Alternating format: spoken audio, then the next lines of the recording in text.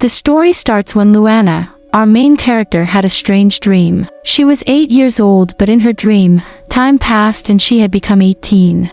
She went to her mother's room because she heard that her mother was looking for her. But when she entered the room, she shockingly saw a dead person and thought quickly to tell her mother. Liliana, her mother, was already behind. Luana felt scared because her mother was acting differently and the voice she heard from her mother sounded oddly excited. She didn't understand what her mother was saying because of fear. She needs to run away but cannot move her body. On her 18th birthday, the first gift she ever received from her birthday was death. This was never what she wanted. All she wanted was her mother's love. She doesn't want to die. Then she woke up in her dream. She's confused and thought that her dream was real. She checked her surroundings and her body. She also introduced herself as Luana Belkium, the princess of the empire. She was born a twin to an emperor and a concubine mother. She grew up being called a princess, but her mother has always held an unexplainable hatred towards her. Her mother also treats her poorly compared to her twin. Her mother favors her twin more than her. Yes, she's neglected by her mother. Even the maid below her grew progressively rude. Luana suddenly feels déjà vu, and she's right because her mother barges in her room and gets angry. The reason was Luis, her twin brother's birthday cake. She got abused again by her mother because they blamed her that she's the reason why the cake was ruined. In fact, that's the maid's fault. She got scared after thinking about her dream and going to throw up because everything up to this point is happening just like her dream. Could it be that it wasn't just a simple dream but a vision of the future? Liliana gave her daughter a punishment to lock her daughter in her room.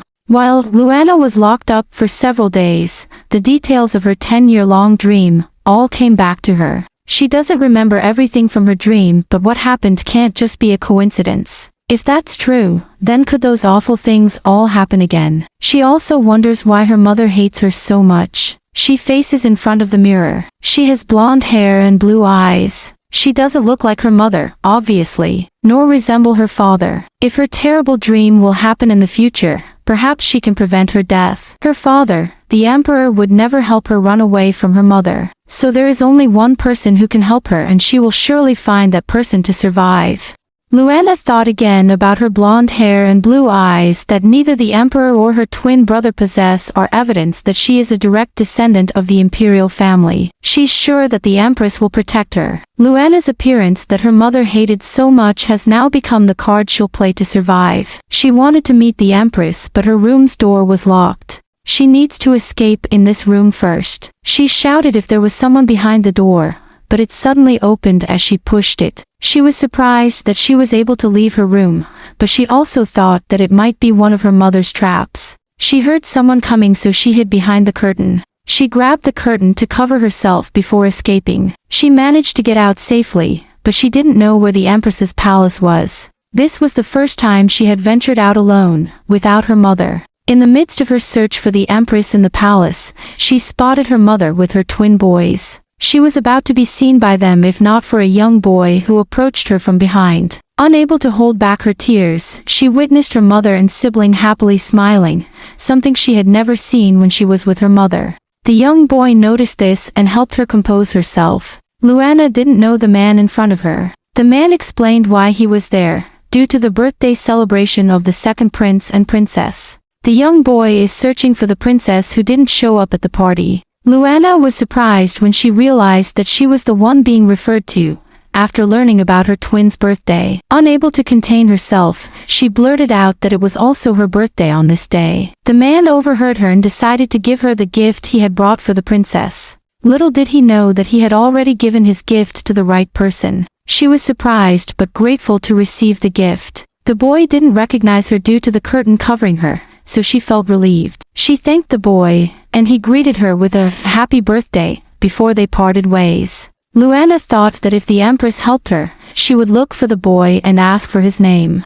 Meanwhile, Loudon, the crown prince, was walking with his knight. He had no intention of going to the twins' party, even though the knight himself told him that his presence was needed there because they were his half-siblings. He's growing resentment towards them because of their mother. He was furious with his father's concubine. Liliana stole his father, who is the emperor, from them. The once kind emperor changed since he met Liliana. The emperor became infatuated with his concubine and neglected his duties. abandoned both the Empress and Loudon and chose to reside with Liliana in her palace. Back to Loudon, the crown prince. Even though his knight told him that the princess had traits of the imperial family, he didn't believe it and still didn't want to go to the party. It was impossible for his half-sister to have blonde hair and blue eyes, so he was the only legitimate member of their imperial family. They heard a noise around them, so the knight quickly blocked the front of the crown prince to protect him. Luana emerged from the bushes and was surprised to see the crown prince. She didn't expect to see him, and the veil covering her face fell off. Loudon dismissed the knight in front of him and approached Luana. He couldn't believe what he saw, as the young girl looked exactly like him. He asked Luana what she was doing there, and out of fear, Luana answered that she wanted to see the Empress. Loudon looked at Luana sternly, ready to reprimand her, but the knight intervened to stop Loudon, and that's when they heard Luana's hungry stomach growl. Luana wanted to say something, but she was feeling weak due to hunger. Loudon planned to return Luana to her mother, but he was stopped by the knight who showed him Luana's condition while carrying her. Luana was wearing dirty clothes, was thin, and had bruises on her body. It was at that moment that Loudon noticed the situation of his half-sister. There was discrimination happening within the twins, as his half-brother had a grand party while his half-sister was being mistreated. The knight handed Luana over to Loudon because he was going to the physician. They arrived in a room, and after a few minutes, the physician also arrived. After examining Luana, the physician said that the princess was malnourished, which surprised the three of them, especially the crown prince. Loudon wondered why his half-sibling was malnourished. Meanwhile, the physician was thinking that the patient was Loudon's child, given their similar appearance, and that the crown prince was just hiding it. Anyway, this scene was funny for me as a reader. So back to story, the knight noticed this but didn't know when to interject into the conversation. Loudon had no idea what the physician was thinking, so he kept asking what the physician was saying, but the physician didn't answer. The knight asked about Luana's development because she seemed smaller than her peers. The physician replied that she was somewhat small for a 4-year-old. Loudon quickly spoke up, saying that Luana was already 8 years old. The physician was surprised by what Loudon said and became confused because how could the crown prince have a child at the age of 18 when the young girl, his patient, was already 8 years old. The knight explained that the young girl was not Loudon's child but rather his younger sister. After hearing what the knight said, Loudon felt annoyed and defended himself because it was impossible for him to have a child at the age of 18. Loudon changed the topic and it shifted to the malnourishment of his half-sibling. He wanted to make sure if it was true because the Empress sends money for the princess's budget. He realized that Liliana might be taking the princess's money and giving it to the second prince. The knight noticed Loudon's annoyance, so he asked if Luana would be returned to her mother, but Loudon refused. Luana stayed in the palace of the crown prince, and Maria also volunteered to take care of her. Loudon and the others needed to report what happened to the Empress, but they remembered that it was the death anniversary of her daughter the previous day. 10 years ago, Loudon's sibling died, so if the Empress sees Luana, she might remember the loss of her baby because they have the same resemblance. Luana woke up in an unfamiliar room and realized that it wasn't her own. She felt relieved because she had finally escaped from her abusive mother. Luana stepped out of the room and encountered Maria, the personal maid of the crown prince. Startled, Luana almost stumbled if it weren't for Loudon catching her from behind. Luana looked up and saw the terrifying face of the crown prince. Out of fear, she pleaded not to be killed. Loudon's expression softened upon seeing Luana's reaction, and he apologized to her. They heard Luana's growling stomach, so Loudon carried her to the dining room. This is where their brother-sister relationship moment begins. Luana was ecstatic to have tasted delicious food for the first time in her life. She had never experienced such a meal before. Loudon noticed this and wanted to feed Luana different types of food, especially her favorite dessert. Luana wondered why the crown prince was kind to her. Could it be because, despite being half-siblings, they were still family? Luana became worried that the crown prince might send her back to her mother,